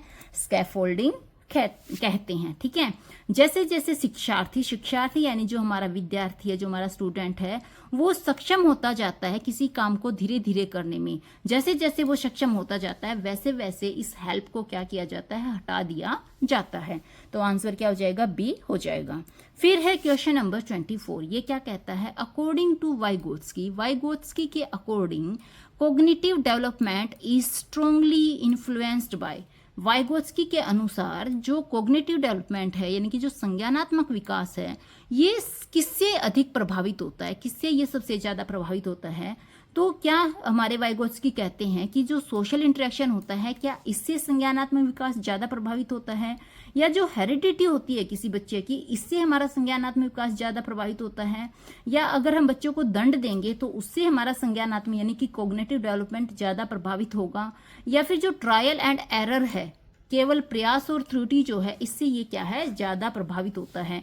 तो हमारा जो वाइगोत्स्की जी हैं वो क्या कहते हैं कि जो संज्ञानात्मक विकास होता है ना, इसको सबसे ज्यादा जो अपनी तरफ प्रभावित करता है वो कौन होता है? सोशल इंटरेक्शन होती हैं। क्या होती हैं? सोशल इंटरेक्शन होती हैं। ये क्या करती हैं? सबसे ज्यादा कोग्निटिव विकास को क्या करती हैं? कोग्निटिव डेवलपमेंट को अपनी तरफ प्रभावित करती हैं, अपनी तरफ स्ट्रांगली इन्फ्लुएंस करती हैं। तो आंसर क्या हो जाएगा? सोशल इंटरेक्शन हो जाएगा, ए। ठीक है, अधिगम यानी कि लर्निंग, अधिक ज्ञान रखने वाले व्यक्तियों और सांस्कृतिक साधनों के बीच में क्या होता है? अंतःक्रिया होती है। यानी कि एक आदमी ऐसा है जिसके पास बहुत ज्यादा ज्ञान है, और दूसरी तरफ क्या है? सांस्कृतिक साधन है, संस्कृति से रिलेटेड साधन है। इन दोनों के बीच में जो अंतःक्रिया होती है ना, उससे क्या होता है? अधिगम होता है, उससे क्या होता है? लर्निंग होती है। फिर है हमारा नेक्स्ट क्वेश्चन 25। ये क्या कहता है? अ टीचर, क्या बात है, a teacher first helps a child solve a problem and later allow the child to solve it independently। एक टीचर है, सबसे पहले तो क्या करता है, बच्चे को हेल्प करता है किसी प्रॉब्लम को सोल्व करने में, फिर उसके बाद वो क्या करता है, बच्चे को अलाउ करता है कि अब तुम क्या करो, इस प्रॉब्लम को क्या करो, खुद से सोल्व करो, बिना हेल्प के सोल्व करो। तो ये क्या होता है, दिस इज, ये चीज क्या है, टीचर क्या करना चाहता है, हिंदी में क्या कहेंगे, जो शिक्षक है वो पहले बच्चे को समस्या हल करने में सहायता करता है, बाद में वो बच्चे को क्या कहता है कि तुम अब स्वयं क्या करोगे, इस प्रॉब्लम को सॉल्यूशन करोगे, उसको हल करोगे। तो जो ये चीज है ये क्या होती है, क्या दिखाती है, क्या इसको हम स्कैफोल्डिंग कहते हैं कि जो टीचर है वो स्कैफोल्डिंग कर रहा है, या फिर जो टीचर है वो कंडीशनिंग कर रहा है यानी कि अनुबंध लगा रहा है, या फिर जो टीचर है वो रोट लर्निंग को सिखा रहा है, या फिर जो टीचर है वो उसको पनिशमेंट दे रहा है बच्चे को। तो पहले हेल्प कर दो और बाद में बच्चे को खुद से करने के लिए कहो, इसको हम क्या कहते हैं, स्कैफोल्डिंग कहते हैं। क्या कहते हैं, स्कैफोल्डिंग कहते हैं। इसमें क्या होता है, पहले हेल्प की जाती है, बच्चे को सिखाया जाता है, फिर जब बच्चा खुद करने लगता है तो उस टेम्परेरी हेल्प को हटा दिया जाता है और बच्चे को खुद से करने के लिए प्रेरित किया जाता है। इसे क्या कहते हैं, स्कैफोल्डिंग कहते हैं। तो आंसर क्या हो जाएगा, स्कैफोल्डिंग हो जाएगा। फिर है नेक्स्ट क्वेश्चन 26। ये क्या कहता है, more knowledgeable other, more knowledgeable other यानी MKO। MKO किसको रेफर करता है, यानी कि जो MKO है इसका अर्थ क्या है, इसका मीनिंग क्या है, ये पूछा गया है। A person with greater knowledge of या फिर स्किल, एक ऐसा पर्सन जिसमें बहुत ज़्यादा नॉलेज है या फिर उसके अंदर बहुत ज़्यादा स्किल है, इसको हम MKO कहते हैं, यानी कि अधिक ज्ञान या कौशल वाला व्यक्ति। क्या ये MKO कहलाता है, या फिर ओनली अ टीचर, केवल जो शिक्षक होता है वही MKO होता है, या फिर ओनली पेरेंट्स, जो पेरेंट्स होते हैं केवल और केवल वही हमारे MKO होते हैं, या फिर ओनली एन एल्डर, एक जो बड़ा व्यक्ति होता है केवल वही हमारा MKO हो सकता है। तो जो MKO होता है ना, इसका मतलब होता है एक ऐसा व्यक्ति जिसके अंदर बहुत ज्यादा ज्ञान है या फिर उसके अंदर बहुत सारे कौशल होते हैं, उसको हम MKO कहते हैं। और ये वही MKO होता है जो कि उस बच्चे को हेल्प करता है जिसको चीजें अभी नहीं आ रही, उसको हेल्प करता है, उसको सिखाता है और फिर उसको खुद से आगे बढ़ने का मौका देता है। इसे हम मोर नॉलेजेबल अदर कहते हैं। तो MKO की अगर फुल फॉर्म आ जाए तो हम क्या कहेंगे, मोर नॉलेजेबल अदर। ठीक है, तो हमारा जो आंसर हो जाएगा वो क्या हो जाएगा, ए हो जाएगा। A person with greater knowledge और स्किल, अधिक ज्ञान या कौशल वाला व्यक्ति। जो MK होता है ये एक, इसे हम एक तरह से शिक्षक ही मानते हैं, इसको माता पिता भी मान सकते हैं, इसको सहपाठी भी मान सकते हैं, या कोई ये एक ऐसा व्यक्ति भी हो सकता है जो पढ़ा लिखा तो नहीं रहा लेकिन इसके अंदर बहुत ज्ञान है, बहुत नॉलेज है, जो आपको हेल्प कर सकता है, उसे हम MKO कहते हैं। ठीक है, फिर है नेक्स्ट क्वेश्चन 27। ये क्या कहता है, Vygotsky gave special importance to, जो वाइगोत्स्की हैं वो स्पेशल इंपोर्टेंस देते हैं, किसको देते हैं, या फिर हम क्या कहेंगे, वाइगोत्स्की ने जो स्पेशल इंपोर्टेंस दी है, जो महत्व दिया है, वो किस चीज को दिया है भाई। तो क्या वाइगोत्स्की ने लैंग्वेज यानी भाषा को ज्यादा महत्व दिया है, या फिर पनिशमेंट देने को ज्यादा महत्व दिया है, या फिर उन्होंने कहा कि भाई ज्यादा से ज्यादा लर्न कराओ, चाहे रट रट के कराओ लेकिन ज्यादा से ज्यादा कराओ। तो क्या उन्होंने रोट मेमोराइजेशन पे ज्यादा ध्यान दिया है, या फिर उन्होंने फिजिकल ग्रोथ के ऊपर ज्यादा फोकस किया है। तो जो वाइगोत्स्की है ना वो भाषा पर काम करते हैं, किस पे काम करते हैं, लैंग्वेज पर काम करते हैं, भाषा पर काम करते हैं।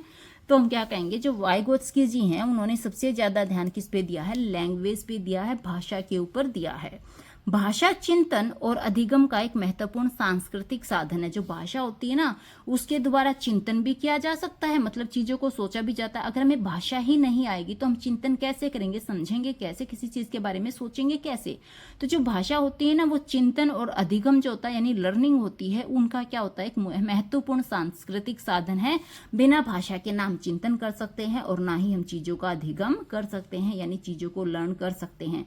अगर हमें चिंतन करना है, लर्निंग करनी है, तो फिर हमारे पास भाषा होनी चाहिए। और ये बात कौन कहते हैं, वाइगोत्स्की जी कहते हैं।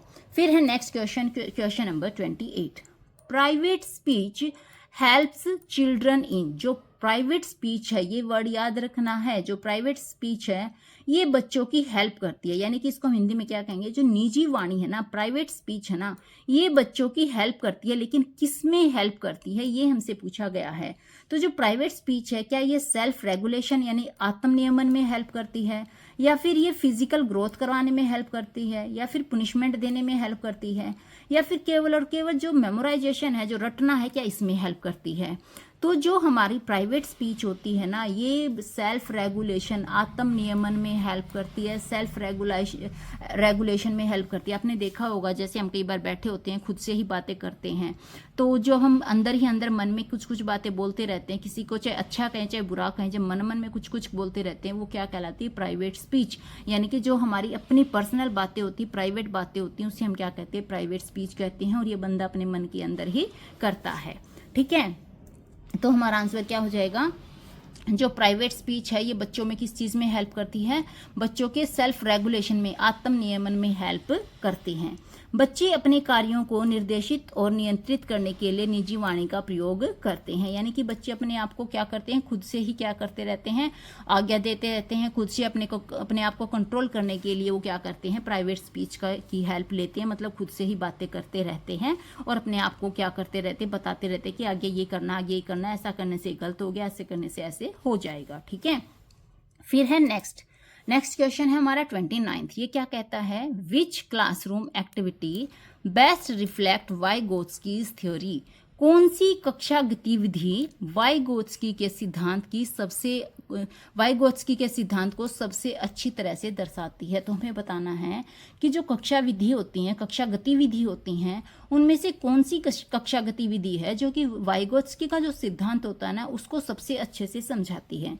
तो क्या जो इंडिविजुअल रोट लर्निंग होती है, यानी व्यक्तिगत रटकर सीखना होता है, क्या ये वाइगोत्स्की के सिद्धांत को अच्छे से समझाती है, या फिर जो कोलैबोरेटिव लर्निंग होती है, यानी कि जो सहयोगात्मक एक दूसरे की जो हेल्प करके जो लर्निंग होती है, जो कक्षा विधि होती है, क्या ये सबसे अच्छी होती है, या फिर जो चुप रह के साइलेंट कॉपी जो करते हैं बच्चे, चुप रह के चुपचाप से नकल करते रहते हैं, क्या ये उनके सिद्धांत को शो करती है, या फिर रिपीटेड पनिशमेंट, बार बार पनिशमेंट देना, बार बार दंड देना, क्या ये वाइगोत्स्की के सिद्धांत को शो करता है।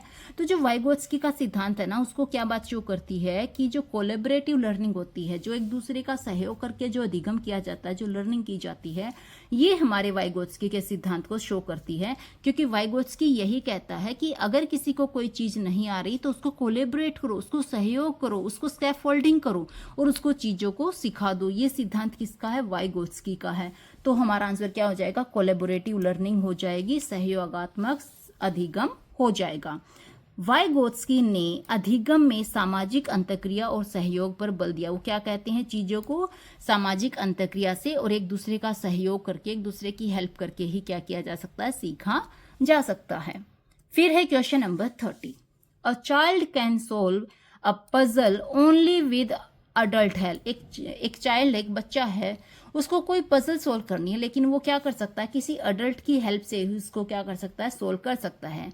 This task lie in the child's. ये जो टास्क है ये कहाँ पर लाई करता है, मतलब कहाँ, कौन से क्षेत्र को ये शो करता है। हिंदी में कैसे कहेंगे, एक बच्चा है वो किसी पहेली को किसी वयस्क यानी किसी अडल्ट की हेल्प से क्या कर सकता है, हल कर सकता है, सोल्व कर सकता है। तो ये जो कार्य क्षेत्र है ना बच्चे का, ये किस क्षेत्र के बारे में बात कर रहा है कि भाई एक बच्चा जो दूसरे की हेल्प से कोई काम कर सकता है, तो क्या उसको हम एक्चुअल डेवलपमेंट कहेंगे, यानी कि जो उसकी वास्तविक विकास है ये कहेंगे, या फिर उसका जेडपीडी यानी कि निकटस्थ विकास क्षेत्र कहेंगे, या फिर रिफ्लेक्स एक्शन कहेंगे, या फिर सेंसोरी मोटर डेवलपमेंट कहेंगे। तो अब इसको समझते हैं। देखो, एक्चुअल डेवलपमेंट, सबसे पहले ऑप्शन है एक्चुअल डेवलपमेंट, यानी कि वास्तविक विकास। वास्तविक विकास क्या होता है, एक जो ये बच्चा है, जो ये बच्चा खुद से कोई भी काम कर सकता, खुद से जब ये कोई भी काम करेगा तो वो उसकी क्या होगी, एक्चुअल पोटेंशियल होगी। यानी कि मैं हूं, मैं अपने आप से जो काम करूंगी वो मेरी एक्चुअल होगी। लेकिन यहाँ पे क्वेश्चन में बच्चा क्या कर रहा है, किसी अडल्ट से हेल्प लेके कोई पजल सोल्व कर पा रहा है। तो यहाँ पे बच्चा अपनी खुद की हेल्प खुद से नहीं कर पा रहा, वो दूसरों की हेल्प ले रहा है। तो जब हम दूसरों की हेल्प लेके जब कोई काम कर पाते हैं तो उसको जेडपीडी कहते हैं। क्या कहते हैं, जेडपीडी कहते हैं, यानी कि निकटस्थ विकास का क्षेत्र कहते हैं। ठीक है, तो हमारा आंसर क्या हो जाएगा, जेडपीडी हो जाएगा, निकटस्थ विकास का क्षेत्र हो जाएगा, क्योंकि ये वो होता है जिसमें एक बंदा दूसरे की हेल्प लेके उस काम को सोल्व कर देता है। बच्चा कार्य को स्वतंत्र रूप से नहीं कर सकता, लेकिन सहायता लेके किसी भी काम को कर सकता है। अब है हमारा next question, question number 31 question क्या कहता है, जेडपीडी रेफर्स टू, जेडपीडी का तात्पर्य है, जो जेडपीडी है इसका तात्पर्य क्या है, ये किस चीज को रेफर करती है, ये हमारा है question. What a child can never do, जो जेडपीडी है क्या वो ये कहती है, इसका ये तात्पर्य है कि जो बच्चा है कभी नहीं कर सकता, बच्चा है वो कभी नहीं कर सकता, मतलब बच्चा कोई काम कभी भी नहीं कर सकता है। क्या हमें हमारी जेडपीडी ये कहती है, या फिर जेडपीडी कहती है what a child can do independently, कि जो बच्चा है ना वो स्वयं कर सकता है, क्या कर सकता है, बच्चा स्वयं कर सकता है, बिना हेल्प के लिए कर सकता है। फिर क्या हमारा जेडपीडी ये कहता है कि what a child can do with guidance, कि जो बच्चा है वो मार्गदर्शन से कर सकता है। या फिर जेडपीडी जो है, जेडपीडी का तात्पर्य है फिजिकल ग्रोथ, यानी कि शारीरिक वृद्धि। तो यहाँ पे जो जेडपीडी है इसका रेफर क्या दिखाया गया है कि जो जेडपीडी होती है ना वो ये कहती है कि जो बच्चा है ना वो मार्गदर्शन से, यानी स्कैप फोल्डिंग से, यानी हेल्प से क्या कर सकता है, किसी भी दूसरे काम को कर सकता है। तो यहाँ पे हमारा जो जेडपीडी है इसका मीनिंग क्या हो जाएगा, what a child can do with guidance, guidance से बच्चा क्या कर सकता है, मार्गदर्शन से बच्चा क्या कर सकता है, किसी भी काम को जो वो नहीं कर पाता उसको भी कर सकता है। जेडपीडी बच्चे के उचित सहायता मिलने पर किए जा सकने वाले संभावित प्रदर्शन पर केंद्रित है, कि जो भी जेडपीडी है ना ये अगर किसी बच्चे को मिल जाए, जो सहायता है ये अगर किसी बच्चे को मिल जाए तो बच्चा क्या कर सकता है, किसी दूसरे काम को कर सकता है। अब है हमारा नेक्स्ट क्वेश्चन, नेक्स्ट क्वेश्चन हमारा क्या है, नेक्स्ट क्वेश्चन है क्वेश्चन नंबर 32। ये क्या कहता है, अकॉर्डिंग टू द वाइगोत्स्की के अकॉर्डिंग कल्चर अफेक्ट, जो कल्चर है वो अफेक्ट करता है। वाइगोत्स्की के अनुसार जो संस्कृति होती है, जो कल्चर होता है ये प्रभावित करती है, किस चीज को प्रभावित करती है, कल्चर संस्कृति किस चीज को प्रभावित करती है, तो जो हमारा कल्चर है, जो संस्कृति है, क्या ये कोग्निटिव डेवलपमेंट यानी कि जो संज्ञानात्मक विकास होता है, क्या ये इस संज्ञानात्मक विकास को प्रभावित करती है, कौन, संस्कृति। या फिर जो संस्कृति होती है ये हाइट ओनली यानी कि केवल लंबाई को प्रभावित करती है। या फिर जो संस्कृति होती है वो आई कलर, जो आंखों के रंग होते हैं, क्या इनको प्रभावित करती है। या फिर जो संस्कृति होती है वो फिजिकल स्ट्रेंथ ओनली, केवल शारीरिक शक्ति को प्रभावित करती है। तो जो वाइगोत्स्की हैं ये कहते हैं कि भाई जो कल्चर होता है ना, जो संस्कृति होती है ना वो अफेक्ट करती है, किस चीज को अफेक्ट करती है, वो किसी भी व्यक्ति का जो कॉग्निटिव डेवलपमेंट होता है, क्या होता है, जो किसी व्यक्ति का जो कॉग्निटिव डेवलपमेंट होता है ना, यानी जो संज्ञानात्मक विकास होता है, क्या होता है, जो संज्ञानात्मक विकास होता है उसको क्या करता है, उसको कल्चर प्रभावित करता है। तो हमारा आंसर क्या आ जाएगा कि जो कल्चर है वो कॉग्निटिव डेवलपमेंट को, संज्ञानात्मक विकास को प्रभावित करता है। सांस्कृतिक साधन जो होते हैं, संस्कृति से रिलेटेड जो साधन होते हैं, भाषा और सामाजिक व्यवहार बच्चों के चिंतन को प्रभावित करते हैं। ये क्या करते हैं, जो भाषा होती है और जो सामाजिक व्यवहार होते हैं ये क्या करते हैं, जो बच्चे का चिंतन है ना, बच्चे की जो सोचने की शक्ति होती है ना उसको क्या करते हैं, प्रभावित करते हैं। अब है नेक्स्ट क्वेश्चन, क्वेश्चन नंबर 33। ये क्या कहता है, अ वाइगोत्स्कियन असेसमेंट शुड फोकस ऑन, जो वाइगोत्स्की का जो दृष्टिकोण है, जो वाइगोत्स्की का क्या है, दृष्टिकोण है, जो उसका असेसमेंट है, ये उसका जो मूल्यांकन करता है ना, जो असेसमेंट करता है, ये किस चीज पे ध्यान देता है। मतलब क्या है क्वेश्चन का, वाइगोत्स्की का जो दृष्टिकोण है उसमें जो मूल्यांकन किया जाता है उसमें किस चीज पर ध्यान देना चाहिए। वाइगोत्स्की के दृष्टिकोण से जो मूल्यांकन है, जो असेसमेंट है, उस पर उसमें किस चीज पर ध्यान देना चाहिए। तो किस चीज पर ध्यान देना चाहिए, ओनली फाइनल आंसर, जो केवल अंतिम उत्तर है, क्या उसके ऊपर ध्यान देना चाहिए। या फिर जो लर्निंग होती है, लर्निंग पोटेंशियल विद गाइडेंस, जो मार्गदर्शन के साथ सीखने की जो क्षमता होती है, क्या इस चीज पर ध्यान देना चाहिए? या फिर ओनली मेमोराइजेशन, केवल और केवल स्मरण करना, केवल और केवल याद करना, इस चीज पे ध्यान देना चाहिए? या फिर ओनली रिटन टेस्ट, जो केवल लिखित परीक्षाएं होती हैं, क्या केवल इन पे ध्यान देना चाहिए? तो जो वाइगोत्स्की का दृष्टिकोण है उसके हिसाब से जो मूल्यांकन होता है, जो असेसमेंट होती है, उसमें इस बात पे ध्यान देना चाहिए कि भाई जो लर्निंग की जो पोटेंशियल होती है वो जो किसी के गाइडेंस से आती है ना, मार्गदर्शन के साथ जो सीखने की जो क्षमता आती है ना, इस चीज पे ध्यान रखो कि कोई बच्चा है, अगर उसको कुछ सिखाना है तो उसको क्या करो, उसको गाइडेंस दो, क्योंकि उसकी जो पोटेंशियल है वो खुद करने की नहीं है, उसको क्या करो, गाइडेंस दो, उसको सहायता दो। अगर आप गाइडेंस दोगे, सहायता दोगे, तो बच्चा क्या करेगा, उसका जो भी काम है उसको वो अच्छे से कर पाएगा। तो हमारा आंसर क्या हो जाएगा, लर्निंग पोटेंशियल विद गाइडेंस, मार्गदर्शन के साथ सीखने की जो क्षमता होती है, ये वाइगोत्स्की का दृष्टिकोण होता है। वाइगोत्स्की का दृष्टिकोण यह देखता है कि सहायता से शिक्षार्थी क्या क्या कर सकते हैं, यानी कि वाइगोत्स्की ये देखता है कि अगर किसी को किसी चीज में सहायता दे तो वो क्या क्या काम कर सकता है। फिर है हमारा क्वेश्चन नंबर 34। ये क्या कहता है, a teacher gives hints instead of directly giving the answer. एक टीचर है जो डायरेक्टली आंसर नहीं देता, बल्कि आंसर देने की बजाय वो क्या देता है, वो बच्चों को हिंट देता है। क्या देता है, डायरेक्ट आंसर देने की बजाय एक टीचर क्या करता है, बच्चे को हिंट देता है। और ये हिंट देना है, ये क्या कहलाता है, हिंदी में क्या कहेंगे, जो शिक्षक है वो सीधा उत्तर देने की बजाय जो विद्यार्थी है उसको संकेत देता है कि किस तरह से तुम किसी काम को कर सकते हो। ये बात क्या कहलाती है, क्या ये स्कैफोल्डिंग कहलाती है, क्या ये पनिशमेंट देना कहलाता है, या फिर ये रोट लर्निंग कहलाती है, या फिर ये कंडीशनिंग कहलाती है? तो अगर एक टीचर है वो सीधा आंसर बताने की बजाय बच्चे को हिंट देता है तो ये क्या कहलाता है, ये स्कैफोल्डिंग कहलाता है। क्या कहलाता है, स्कैफोल्डिंग कहलाता है। स्कैफोल्डिंग में क्या होता है, डायरेक्ट आंसर ना देके उसको हेल्प दी जाती है ताकि बच्चा खुद आंसर तक पहुंचे, इसे स्कैफोल्डिंग कहते हैं। फिर है हमारा नेक्स्ट क्वेश्चन नंबर 35।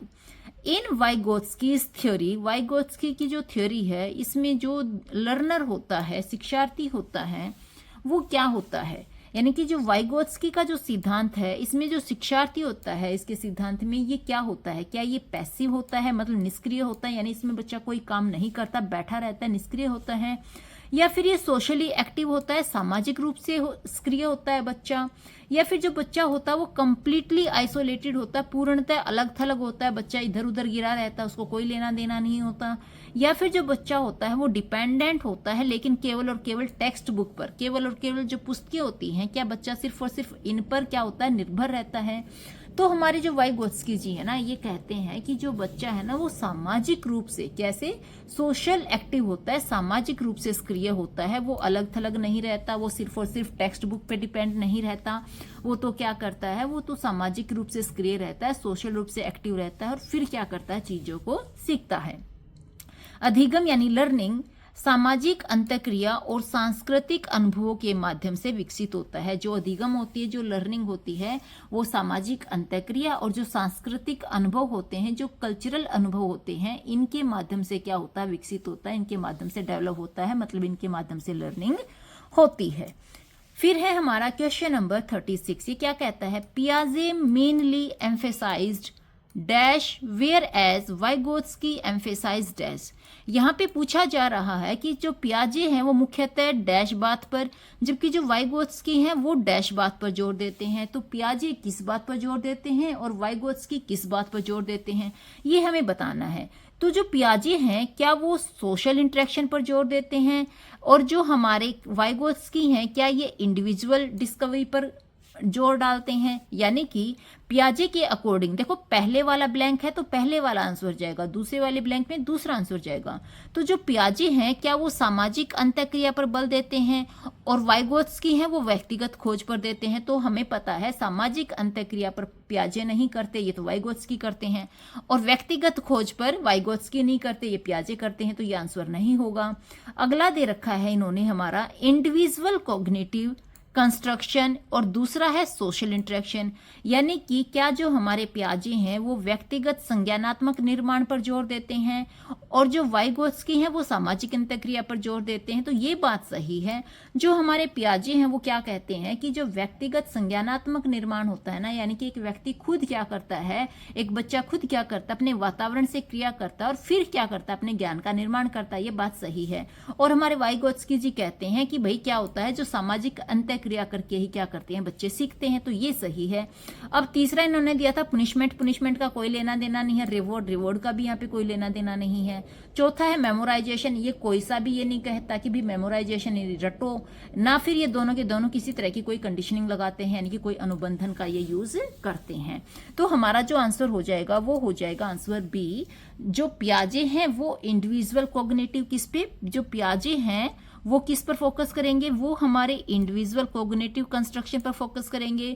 और जो वाइगोत्स्की हैं वो सोशल इंटरेक्शन पर क्या करते हैं, फोकस करते हैं। फिर है हमारा नेक्स्ट क्वेश्चन नंबर 37। क्या कहता है, which pair is correctly match. हमें ये बताना कौन सा पेयर है जो सही तरीके से मैच कर रहा है। तो जो पियाजे है, क्या पियाजे का मैच जेडपीडी से है, क्या ये वाली बात सही है कि पियाजे का कनेक्शन जेडपीडी से है, या फिर जो वाइगोत्स्की है इनका कनेक्शन कंजर्वेशन के साथ है, यानी कि संरक्षण के साथ है। तो देखो पियाजे का जेडपीडी से नहीं है, क्योंकि जेडपीडी का संबंध किससे होता है, वाइगोत्स्की से होता है। तो पहले वाला गलत। अब वाइगोत्स्की का संबंध कंजर्वेशन से नहीं है, क्योंकि कंजर्वेशन का संबंध तो पियाजे के साथ है, दूसरा भी गलत। तीसरा इन्होंने दिया क्या पियाजे का संबंध कॉग्निटिव स्टेजेस से है, यानी कि पियाजे ने कॉग्निटिव स्टेजेस दी हैं, संज्ञानात्मक अवस्थाएं दी हैं। तो आप समझ गए होंगे बिल्कुल दी हैं, तो इसका संबंध सही दिखा रखा है। फिर दिया है क्या वाइगोत्स्की सेंसोरी मोटर स्टेज के बारे में बात करते हैं, तो बिल्कुल भी नहीं करते हैं। सेंसोरी मोटर के बारे में कौन बात करता है, हमारे पियाजे करते हैं। तो आंसर जो है कि कौन से वाला पेयर सही है, तो जो पियाजे हैं वो किससे बात करते हैं, किससे रिलेटेड है, कॉग्निटिव स्टेजेस से। किससे, कॉग्निटिव स्टेजेस से ये बात करते हैं कि भाई इन्होंने क्या किया है, इन्होंने 4 स्टेजों के बारे में बात की है। पियाजे कितनी स्टेजेस के बारे में बात करते हैं, 4 स्टेजेस के बारे में बात करते हैं। तो ये हमारा आंसर हो जाएगा सही। कौन से वाला, पियाजे किसके साथ कनेक्टेड है, कॉग्निटिव स्टेजेस से। ठीक है। फिर है question number 38। ZPD is associated with. जो जेडपीडी है ये किससे एसोसिएटेड है, किससे संबंधित है। तो क्या जेडपीडी पियाजे से संबंधित है, बिल्कुल नहीं है भाई। क्या जेडपीडी वाइगोत्स्की से संबंधित है, बिल्कुल है भाई। क्या ये कोलबर्ग से है, नहीं भाई बिल्कुल नहीं है। क्या ये स्किनर से संबंधित है, नहीं। तो जेडपीडी किससे संबंधित है, ये हमारे वाइगोत्स्की से संबंधित है। अब है हमारा नेक्स्ट क्वेश्चन नंबर 39।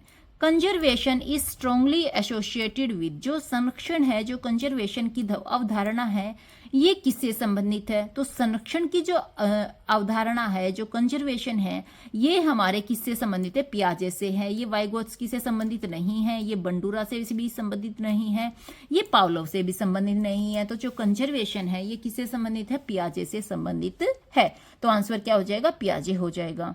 फिर है question number 40। Who gave greater importance to social and cultural context। कौन है जो सबसे ज्यादा सोशल और कल्चरल कॉन्टेक्स्ट के ऊपर जोर डालते हैं, महत्व देते हैं। तो क्या पियाजे देते हैं, बिल्कुल नहीं देते। तो क्या वाइगोत्स्की देते हैं, बिल्कुल देते हैं। स्किनर देते हैं, नहीं देते। थॉर्नडाइक देते हैं, नहीं देते। तो जो सोशल और कल्चरल कॉन्टेक्स्ट पे बात करते हैं वो हमारे वाइगोत्स्की करते हैं। तो आंसर क्या हो जाएगा, बी वाइगोत्स्की हो जाएगा। ठीक है। फिर है हमारा क्वेश्चन नंबर 41। 41 क्या कहता है, a teacher ask student to work in pair. एक टीचर है जो स्टूडेंट को पेयर में काम करने के लिए कहता है, एंड हेल्प ईच अदर, और एक दूसरे को हेल्प करने के लिए कहता है। This is most consistent with. ये किस चीज के साथ सबसे ज्यादा कंसिस्टेंट करता है, यानी कि जो शिक्षक है वो विद्यार्थी को जोड़ी में काम करने के लिए कहता है और कहता है कि भाई तुम्हें एक दूसरे की सहायता भी करनी है। तो ये जो बात है ना, ये किससे संबंधित है। तो क्या ये वाइगोत्स्की से संबंधित है, या फिर ये पावलोव से है, ये थॉर्नडाइक से है, या फिर ये स्किनर से है। तो ये हमारी किससे है भाई, वाइगोत्स्की से संबंधित है। पावलोव से नहीं है, थॉर्नडाइक से भी नहीं है, और हमारे स्किनर से भी नहीं है। क्योंकि जो वाइगोत्स्की हैं यही क्या कहते हैं कि भाई जोड़ी बना के करो, एक दूसरे की हेल्प करो, एक दूसरे को स्कैफोल्डिंग दो, और फिर क्या करो, काम को सीख लो। तो हमारा आंसर क्या हो जाएगा, वाइगोत्स्की हो जाएगा। ठीक है। फिर है क्वेश्चन नंबर 42। ये क्या कहता है, giving task according to developmental readiness is closely related to. जो विकासात्मक तत्परता है, इसके अनुसार कार्य देना किससे संबंधित है? विकासात्मक तत्परता यानी कि डेवलपमेंटल रेडीनेस जो है ये किसके साथ संबंधित है? क्या ये पियाजे के साथ संबंधित है, या फिर पावलोव के साथ है, या स्किनर के साथ है, या वॉटसन के साथ है? तो ये हमारे किसके साथ संबंधित है? ये हमारी पियाजे के साथ संबंधित है। तो क्या कहेंगे, जो विकासात्मक तत्परता है, जो डेवलपमेंटल रेडीनेस है, ये किससे संबंधित है? पियाजे से संबंधित है। फिर है हमारा नेक्स्ट क्वेश्चन, क्वेश्चन नंबर 43। क्या कहता है? विच अप्रोच वुड पियाजे मोस्ट लाइकली सपोर्ट? पियाजे निम्न में से, पियाजे क्या कहते हैं कि पियाजे निम्न में से किस दृष्टिकोण का समर्थन करेंगे? यानी कि यहाँ पे कुछ दृष्टिकोण दिए हैं, हमें बताना है इनमें से कौन से दृष्टिकोण का जो पियाजे हैं वो सपोर्ट करते हैं। क्या वो डिस्कवरी बेस्ड लर्निंग पे को सपोर्ट करते हैं? बिल्कुल करते हैं। क्या ये रटकर सीखने को करते हैं? बिल्कुल नहीं करते। क्या ये कहते हैं कि भाई पनिशमेंट, बच्चों को पनिशमेंट दो, पनिशमेंट के आधार पर सिखाओ? नहीं, बिल्कुल नहीं कहते। क्या जो हमारे पियाजे हैं वो कहते हैं कि भाई बच्चों को, जो लिसनर हैं, जो बच्चे हैं, उनको पैसिव बना दो? तो बिल्कुल नहीं कहते। ये तो क्या कहते हैं कि जो डिस्कवरी होती है ना, बच्चों को डिस्कवरी करने दो, डिस्कवरी कर करके उनको सीखने दो। ये बात कौन कहते हैं? पियाजे कहते हैं। तो पियाजे का दृष्टिकोण क्या हो जाएगा? डिस्कवरी बेस्ड लर्निंग, खोज आधारित अधिगम हो जाएगा। फिर है हमारा next question, question number 44। Which approach would Vygotsky? यहाँ पे वाइगोत्स्की के बारे में पूछा है कि ये वाइगोत्स्की जो है वो कौन सी अप्रोच को सबसे ज्यादा सपोर्ट करते हैं? यानी कि जो वाइगोत्स्की हैं वो निम्न में से किस दृष्टिकोण को सबसे ज्यादा समर्थन करेंगे? क्या ये कोलैबोरेटिव लर्निंग को करेंगे, यानी कि सहयोगात्मक अधिगम को करेंगे? बिल्कुल करेंगे। क्या ये आइसोलेटेड लर्निंग ओनली, केवल एकाकी अधिगम? बिल्कुल नहीं। ये तो कहते हैं भाई पेयर बनाओ, पेयर बना के काम करो। क्या ये रोट लर्निंग को करेंगे? बिल्कुल नहीं करेंगे। तो क्या ये दंड देने को सही मानेंगे? नहीं मानेंगे।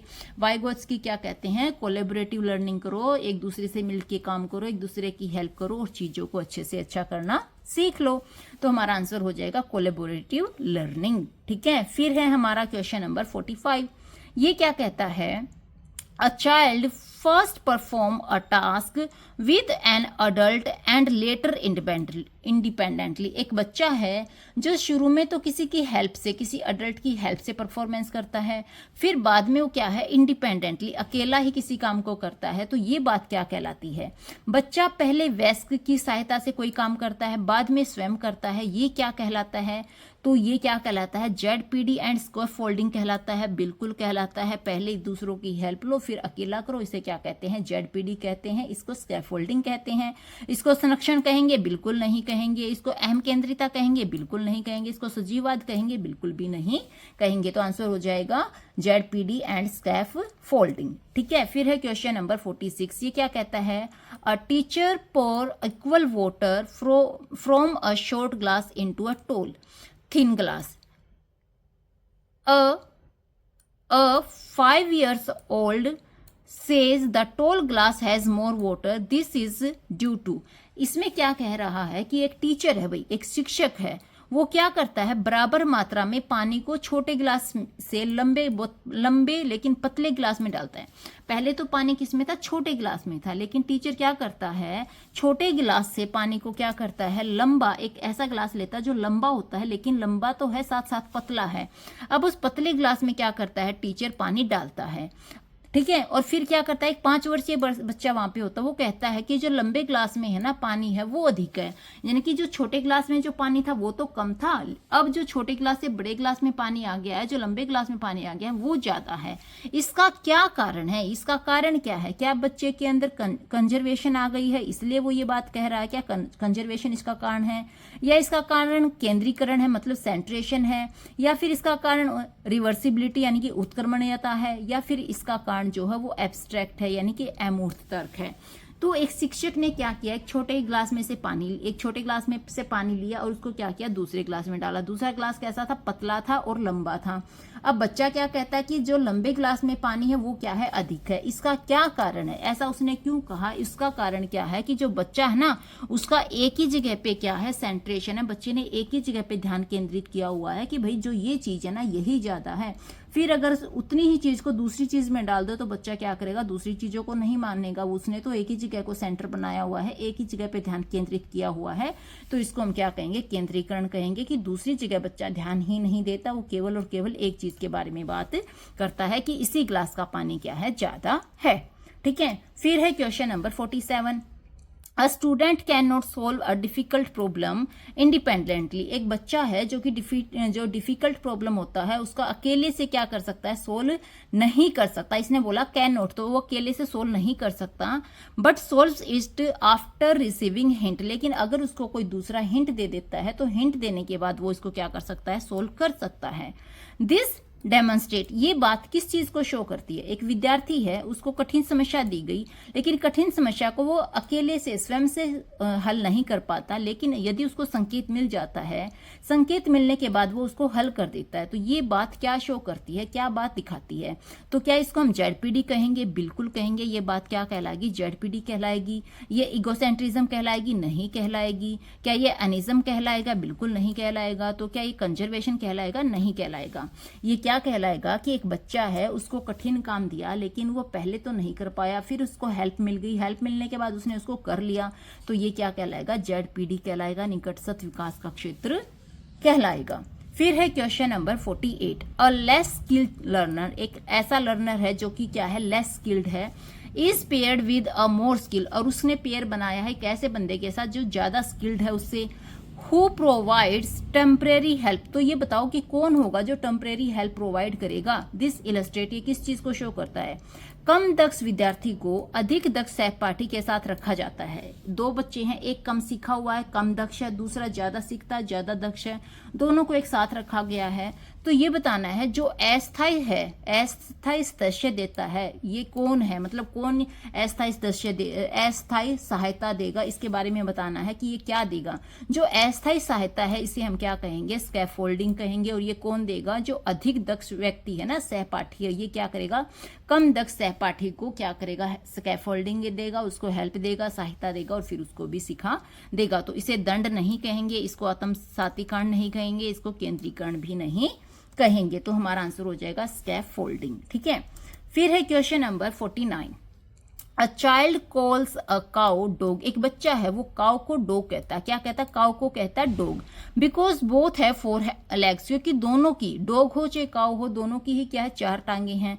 बाद में द चाइल्ड चेंजेस, बाद में बच्चा क्या करता है, चेंज करता है। द स्कीमा, क्या करता है, चेंज करता है स्कीमा को, किसको चेंज करता है, स्कीमा को चेंज करता है। आफ्टर लर्निंग द डिफरेंस, बाद में बच्चे को डिफरेंस का पता चलता है, और डिफरेंस का पता चलने के बाद बच्चा क्या करता है, चेंज कर देता है। देखो यहाँ पे वर्ड दिया है चेंज, तो ये जो चेंज करना है ना, ये क्या कहलाता है। एक बच्चा गाय को क्या कहता है, डॉग कहता है, कुत्ता कहता है, क्योंकि दोनों के 4 पैर होते हैं। बाद में बच्चे को अंतर समझ में आता है, अंतर सिखाया जाता है, तो अंतर सीखने के बाद बच्चा क्या करता है, अपने स्कीमा में बदलाव लाता है। ये क्या कहलाता है, तो ये क्या कहलाता है, क्या ये अकोमोडेशन कहलाता है, या फिर ये असिमिलेशन फॉलोड बाय अकोमोडेशन, ये आत्मसातीकरण के बाद समायोजन कहलाता है, या फिर ये कंजर्वेशन फॉलोड बाय इगोसेंट्रिज्म कहलाता है, यानी कि संरक्षण के बाद अहम केंद्रिता कहलाता है, या फिर ये जेडपीडी फॉलोड बाय स्कैफोल्डिंग, यानी कि जेडपीडी के बाद की स्कैफोल्डिंग कहलाता है।